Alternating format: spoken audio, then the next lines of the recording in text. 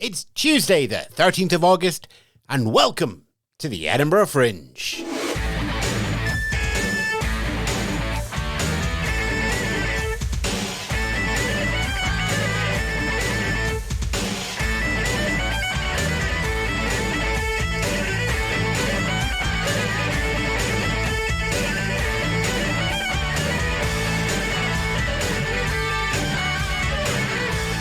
Good afternoon, good morning, good evening. Yes, that's how it goes, and that is how Edinburgh goes. The largest arts festival on the world, descending on Scotland's capital city. It's August, it must mean arts. If it's arts, it means fringe, and if it's fringe, it means myself, Ewan Spence, and the Edinburgh Fringe Show to give you just a flavour of what's happening in this gorgeous city.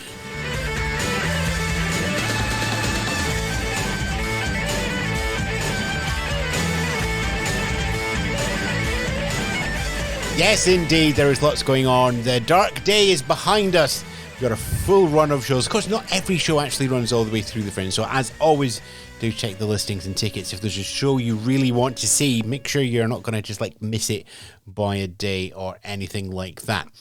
In terms of picking shows, the reviews are building up, and there's that sort of interesting thing that happens at the Fringe as shows start to sort of stratify.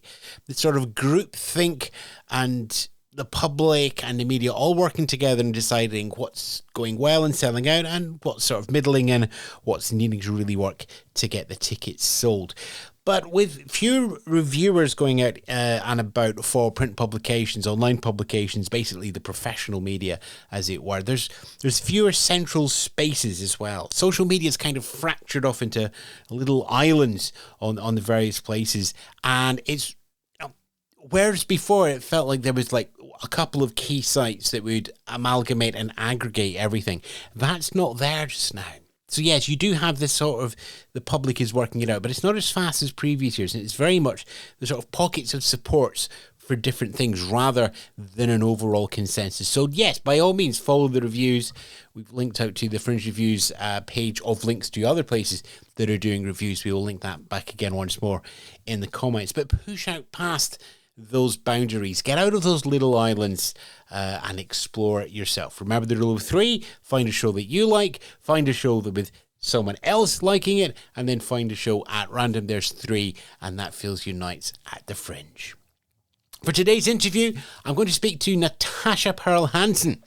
Following her breakout hour in comedy special retelling the moment she cancelled her wedding and turned it into a recording session for a 1 hour live comedy special, Natasha returns to the Fringe with her show The Right Amount of Wrong. It looks at life after that not wedding day, finding the joy and the win from that experience, and the journey that followed.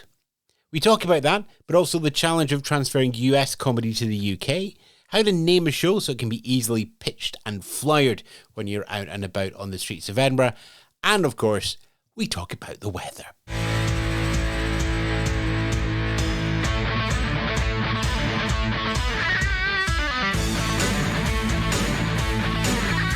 Joining me now over from Chicago, and not quite the first time in Edinburgh, but we'll come to that in a second. Natasha Pearl Hansen. Natasha, welcome to the show. Thank you for having me. I'm really excited to be here. So let's start there. You've spent some time in Edinburgh, enough to find where the graveyards are. Yes, I made a stop in Edinburgh, and am I saying that right? I always wonder if it's Edinburgh. Edinburgh? Yeah, if you get it wrong, we don't let you out of the country. That's what I figured. I have to be able to pronounce it. So you've got a couple of weeks to nail it down. Yeah. Perfect. I played in Inverness at a club back in 2019 and then was starting a Europe tour. So we made a day stop in Edinburgh, and me and my girlfriend had a beautiful hotel near a beautiful cemetery. And we went and walked through the cemetery, and that's my memory of Edinburgh, and had a beer afterwards. Was the cemetery on a hill? Yes. Right. Okay. I think that's where I had my wedding pictures taken. That's another story. So we shall move on. Oh, so many of them, and there's a show in there at some point. But right now, it's not my show; it's your show. What are you bringing to Edinburgh? I'm bringing my show. I'm calling it The Right Amount of Wrong. It's my new hour of stand-up, and that's just a title that I felt really encapsulated the whole vibe of my new hour, and it ties in really nicely. So I'm just excited for it. I've been touring with this new material in the States for upwards of 2 years and kind of cut it down to what I think will go very, very well together at the Fringe. So, yeah, it's just a whole storytelling stand up piece of my life since 2020. That storytelling structure, is that what you used in 2019? I've always been a storytelling stand up comedian. So I like to put everything together in an arc that makes sense. I'm not just like joke and joke and joke that don't connect. Everything kind of connects. But that being said, it's, when I look at some of my favorite storytelling comedians, like Mike Birbiglia, like I really hope to put out an hour like his, where it's very story driven. So I'm on my way there. What was it like bringing that over from the States? Because, as you say, one language, but two countries. Yeah. So, I mean, I toured in Europe in 2019 twice. The first time was a self-produced tour with a friend of mine. So we co-headlined it. And we went to Scotland and then London and Berlin, Prague, and Paris. And I felt like my type of humor really does translate very well across borders, which is really cool to experience. And then later in 2019, I did an armed forces tour and we did Spain.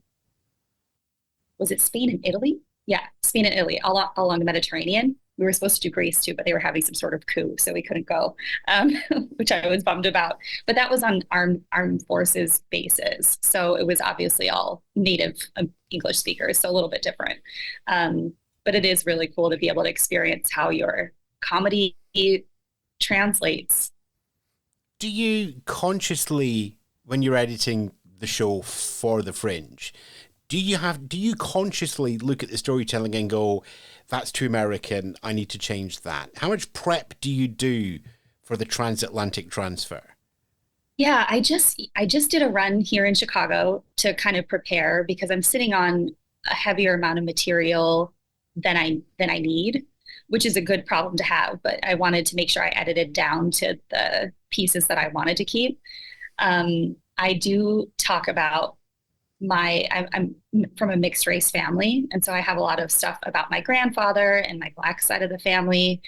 But there's things like that I was like, I don't know if that's going to really translate to like somebody who might be visiting Edinburgh from France. Like they're not going to understand the cultural references behind that.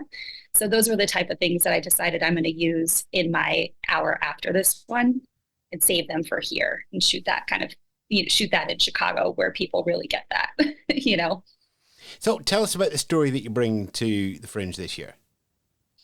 So, I mean, it's really just a series of stories about my life, starting from where I left off at my last comedy special, which was shot on my canceled wedding day. So it's kind of going through the aftermath of that relationship, getting into a new relationship, a lot of funny stories about my past, things that I did for money, my family, my grandma. I always infuse a lot of stuff about my grandma into my stand-up because she's amazing and I just love her and I feel like it keeps her alive.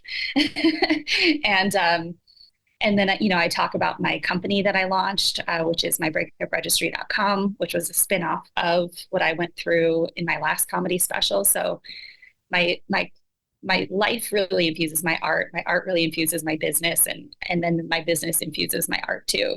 So it's, I cover a lot of bases in this new hour. So it's kind of a roller coaster, but I love that. You're going to have to give me background on cancelled wedding, because that was the last hour, and that sounds like that would have been a busy hour no matter what happened. Yes, it was crazy. So we just weren't ready to get married. We had pushed the wedding a couple of times, decided to cancel. A bunch of people had saved the dates, marked the calendar. So I just sent out tickets to my taping instead and like sold it out really quickly because it was in my hometown in Wisconsin. So that's where the wedding venue was supposed to be. And funnily enough, is that a word? My boyfriend now that I live with, he was the comedian that hosted that special on my canceled wedding day. And a year and a half later, we started dating. So So decide to do the special and then get a cancelled wedding. You did it the other way around. The wedding was cancelled Yes, yeah. first, and then you thought, Wedding was canceled. I'm going to do something because the hall was non-refundable. Yes, exactly. We couldn't cancel or move again. I was able to renegotiate with the venue to a much cheaper price point because it was no longer a wedding, but I still had the dinner buffet, so I ate with the VIP ticket holders. They came early. I ate with them before filming.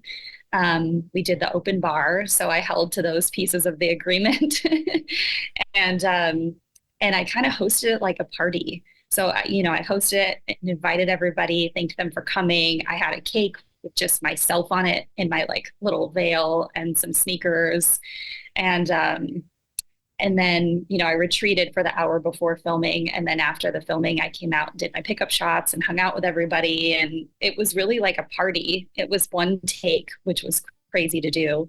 But it really flowed. The whole evening flowed like a party that just happened to be recorded, which was really cool. And it ended up being just a really positive event, and people had a blast, and it was really memorable. So it really still felt kind of like a wedding day, but almost like marrying my craft rather than a person. So kind of kind of poetic in a way.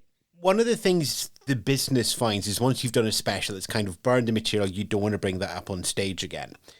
But that special is not really well known in the United Kingdom. So, No. I mean, was there any thought, because it's such a simple pitch to make and Edinburgh is so busy, was there any thought to just bringing the special over rather than bringing the sequel? I thought about that. And in 2020, when I was originally going to do the Fringe, obviously it got canceled that year with everybody's life. So I was originally going to do that.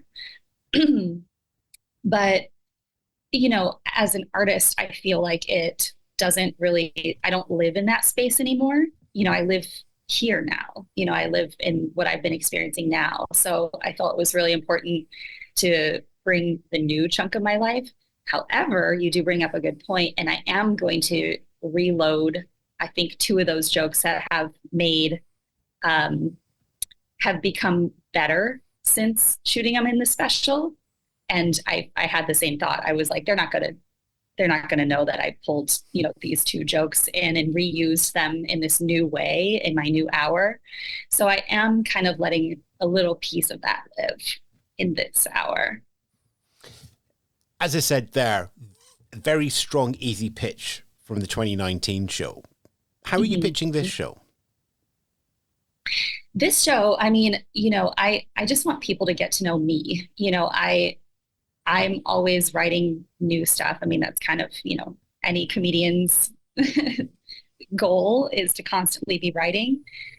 So this new show my pitch is basically like, if you want to find out what happened after, my canceled wedding day, this is the story of my life since then, through the pandemic, getting into a new relationship. And it's just full of like highlights and funny moments. And it's really punchy. And I'm just excited to let people get to know me, what I've been going through, where I'm at right now. How much has it evolved since the concept? You've been touring this around the US, getting ready for Edinburgh. How much different is show one to show last night? I mean, show one, when I first started touring this material, it was in the process of being written, So as you're coming up with your concepts, things aren't strung together yet, or they don't weave yet. So earlier, I would say 2 years ago, I was touring this through Florida, and it felt a little bit more hodgepodge together. There were like segments that made sense together, but it didn't fully have an arc yet. So I started looking for that arc maybe around this time last year, because I shot a mini special, which has some of this material in it for OFTV here in the States. And then when I decided yes on the Fringe, it's a little bit different incorporating something into the Fringe, because you end up titling it. And a lot of people don't title shows here in the US. They title tours, but the tour title won't be the same title as the special title, which you would title the special. something different. You might have like the music as a weapon tour. I'm using that as an example of a It's all right. I have no idea what that reference was. I'm going to guess it's Taylor Swift, but it's not. It was like back in high school, like this rock tour. So it was called the Music as a Weapon tour, but like it was a amalgamation of different bands, and then whatever their album wasn't called that. So titling something is actually really the most challenging part for me. So at the start of this year, when I said yes to the Fringe, I was playing around with tons of different titles because the title means so much as far as what people might want to come and see you for. And I was literally going through notepads and notepads of like, what the heck am I going to title this? Like, what about this tagline? I don't really like that tagline. I don't know if that gives the wrong impression. So that was the toughest part for me. So I would say around like March, I came up with the title name. And I was like, this really feels like it encapsulates everything I talk about. Plus it's a tagline. Plus it leaves a little bit of curiosity. And I like something that leaves people curious. But I do notice a lot of the shows at the Fringe are kind of like Lifetime movie titles where they tell you a lot of information. Like, so you like. Yeah, I'm sorry. Your Lifetime movie prologue is, nope, the wedding was cancelled and I had a party instead. It just needs it just needs some snow, and it just needs Patrick Dempsey. Should we go with Patrick Dempsey? Here we go. McDreamy just comes through. Oh, yeah. Yeah, exactly. You can have that one. I mean, I'd say you can have that one, but it's just cookie cutter. Who should we have? What title was the second choice then? There must have been a title, a working title that you sat with that lived with it so long. I sat with a title that I hate now. I'm so glad I didn't use it.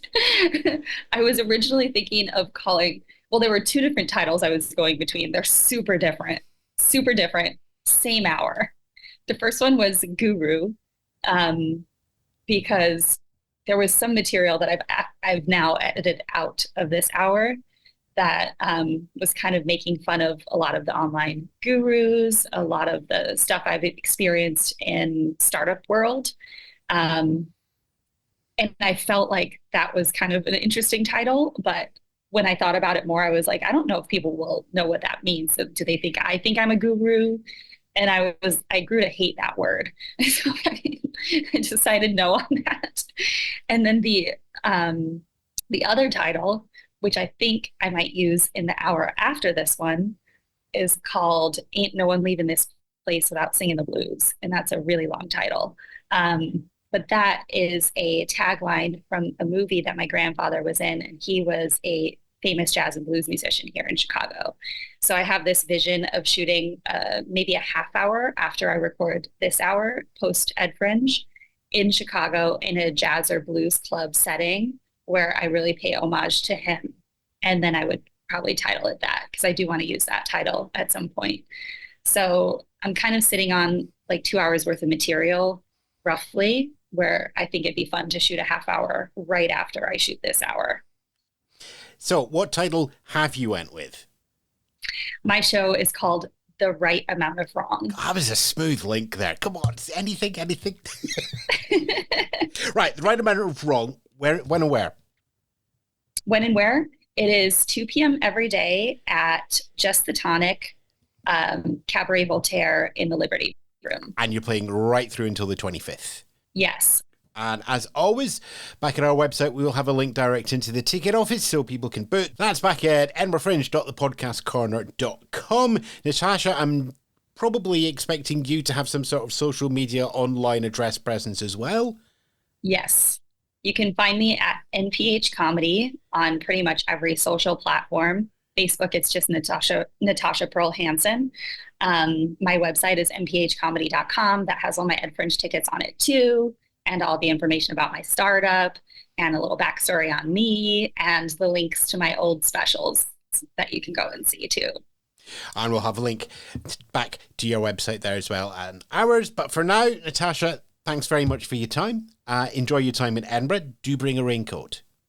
Yes, I will. And multiple umbrellas.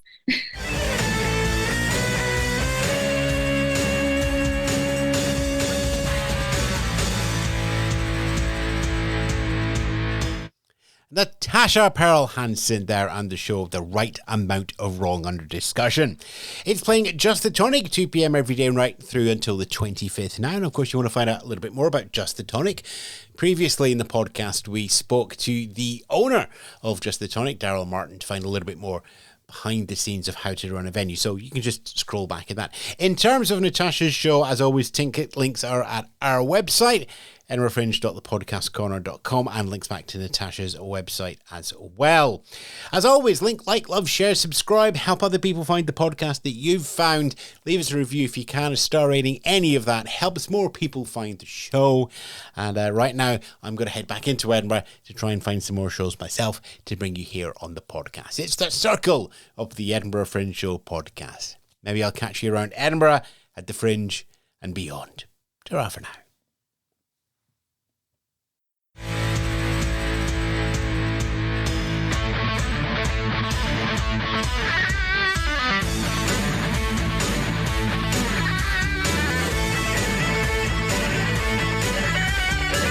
You've been listening to the Edinburgh Fringe Show, hosted by Ewan Spence, produced by Spence Media and Radio 6 International.